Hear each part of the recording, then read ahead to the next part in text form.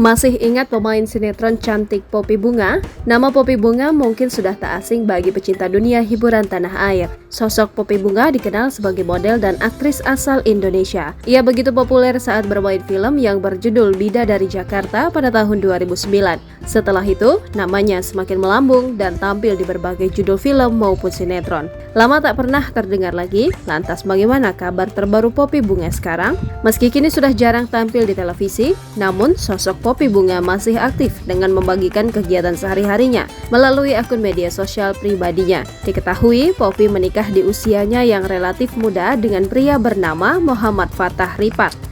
Prosesi pernikahan mereka sendiri menggunakan adat Jawa pada 17 November 2013, sedangkan resepsinya mengusung adat Lampung. Setelah menikah, pasangan ini dikaruniai 2 orang anak.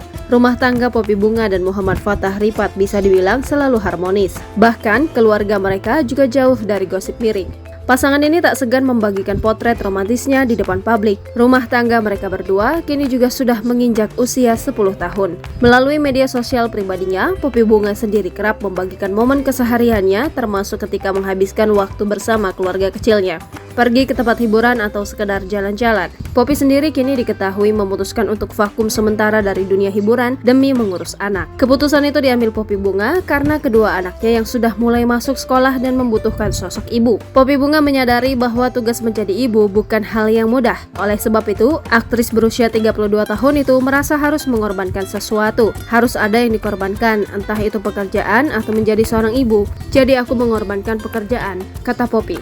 Download Tribun X sekarang, menghadirkan lokal menjadi Indonesia.